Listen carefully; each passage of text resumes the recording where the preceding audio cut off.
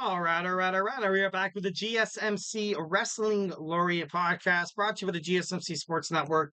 Just kind of reflect on what we talked about real quick. We had our WWE SmackDown review. We also had our WWE Monday Night Raw preview. Can't wait to watch it. Have it on record right now. I'm going in blind, guys, ladies and gentlemen. I have no idea what the hell is going to happen, but I can't wait to watch it. So let's go ahead and jump on into my fifth segment. We're going to talk about, we have my Memorial Monday. We're going to talk about Afa Anoa'i obviously passing away recently. Absolutely tragic, heartbreak to see. Like our WWE, WWF, he honestly wrestled all over the place, and I don't know. It's just crazy.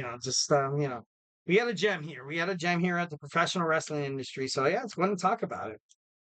So the other Wild Samoan Alpha passes away. He passed away, uh, you know, at 81. His brother Sika died in June. So yeah, I thought that was kind of crazy. I thought that was a little like when you're legends and stuff like that. It's hard. It's hard, especially for a family that has had basically their whole family in terms of professional wrestling. It's not easy. It's not easy. Afa Anoa'i is a WWE Hall of Famer. With his brother Sika, they were an amazing tag team. They were the Wild Samoans. They were the face of the tag team division.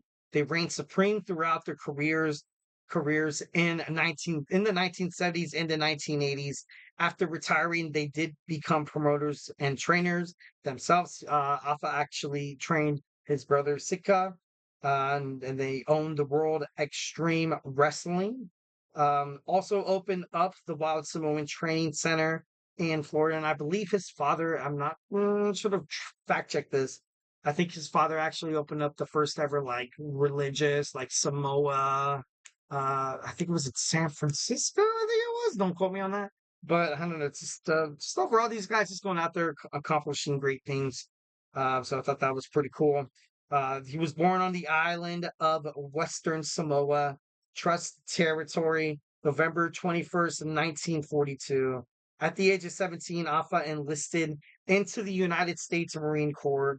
He began training with Rocky Johnson, his cousin, Peter Maivia, his uncle. He was also trained by Kurt Von Steger and wrestled in his first match in 1971 in Phoenix, Arizona. He trained his brother Sika, like I told you guys. I thought that was pretty cool. Definitely gotta, love a brother in need. You could tell 1,010%. That's, I think, one of the main reasons that had this chemistry between him and his brother inside the ring, why they were so dominant all across the spectrum in terms of professional wrestling, New Japan Professional Wrestling, the WWF, the Worldwide Wrestling Federation, before it became the WWF. And they wrestled, and I believe in Canadian, I think it was Bret Hart's father's promotion as well. Don't quote me on that.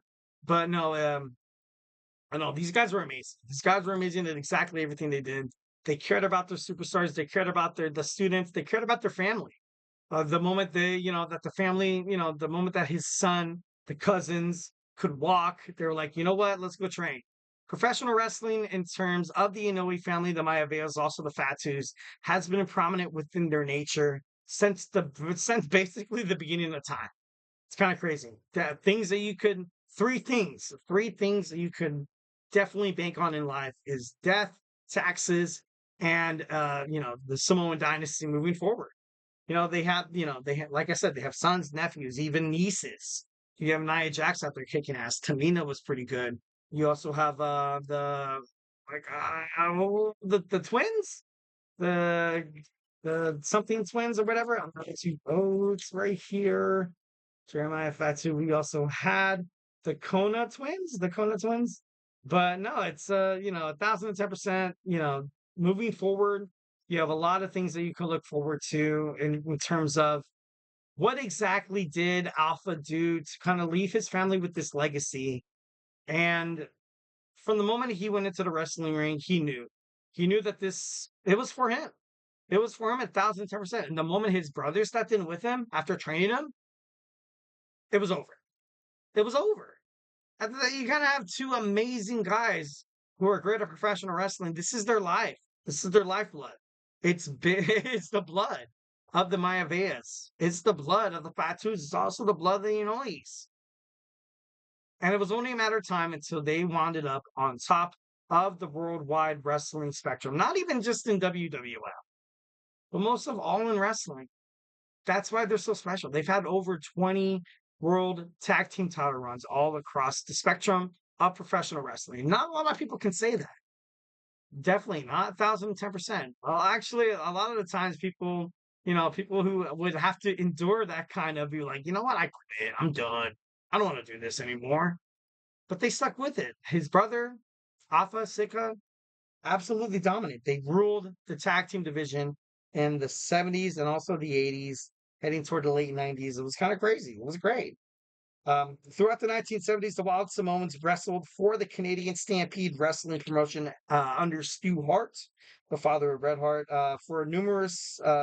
They also wrestled for a numerous amount of the National Wrestling Association affiliates in 1978. The Wild Samoans traveled to Japan, winning the IWA World Tag Team titles in 1979. The WWF, they were managed by Lou Albano. They had this unorthodox behavior. They communicated by using unintelligible grunts. Unintelligible grunts, and they would consume raw fish before every single match during interviews, et cetera, et cetera. Kind of crazy. Like, just it seemed like savages. Seem like savages. I think that's pretty badass. I love how, become part of a character and stuff like that. That's why for me, myself, I absolutely 1,000% love the Fiend, the way he kind of sold that that demonic kind of demeanor, Bray Wyatt.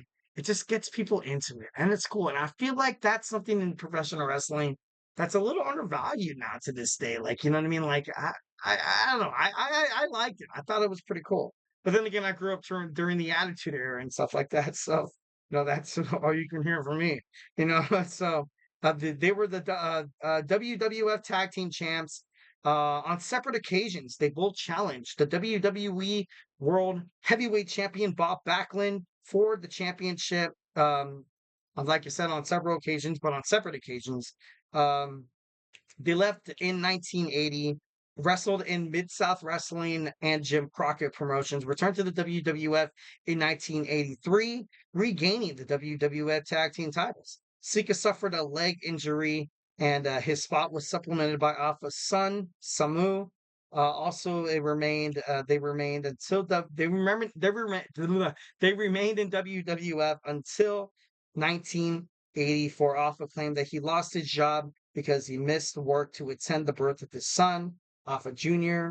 They returned to WWE a third time in 1992 as a manager though, and an occasional tag team partner of the Head Shrinkers, Samu, and also the nephew Fatu, which is Rikishi. He wrestled in his final match in May 22nd, 1994. 2007, he was inducted into the WWE Hall of Fame. The Wild Samoans appeared at Hell in a Cell in 2020 to celebrate with Roman Reigns' victory in 1999. Alpha and Lynn we started the Usos Foundation, a nonprofit organization um, that basically, was created to turn youth away from drugs, gangs, and poverty, providing scholarships that would help people kind of reach up to their full potential. Kind of make sure that they stay out of trouble. And, if after all that, if you have not realized that this guy was an absolute amazing guy, he's a dog. He's a dog inside the ring. Outside the ring, he was a compassionate, compelling, enthusiastic, empathetic, amazing man. That's something that, I think that comes with the Samoan culture. Nowadays, I feel like people don't really necessarily kind of have those same like morals kind of bestowed on them. Kind of like nowadays, you kind of have that, kind of all out for myself kind of like, you know what I mean? But for Alpha, for Sika, for a lot of this Samoan family, it was all about family. They kind of realized something that people in society should realize nowadays. And I'm not trying to make it political, but the way that we're going to further our society is if we have love, respect, compassion, and we care about one another. And that's something that's, Afa and Sika within their industry, either with the nonprofit organization that they ran or and within their World Extreme Wrestling promotion. 1,010%, they were just out there, not for themselves, not for glory, not for, oh, like when this person makes it big, they're gonna, cash my checks and give me millions of dollars. No, they didn't care. They didn't give two scraps about that. They went out there, they made sure 1,010% that what they were doing was to benefit young, rising superstars. And most importantly, developing just amazing men that can go out there and just kind of reciprocate the behavior and the morals that they ultimately kind of bestowed on their children and stuff like that.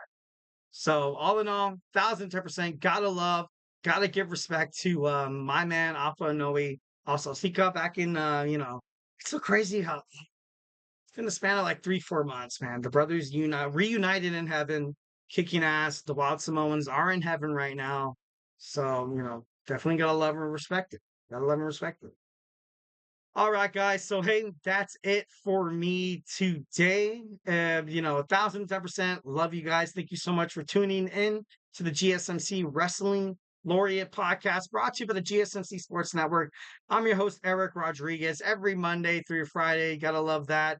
Yeah, honestly, oh, dang it, why doesn't it work? No. Remember to hit that tips and donations link at the GSMC, excuse me, podcast.net.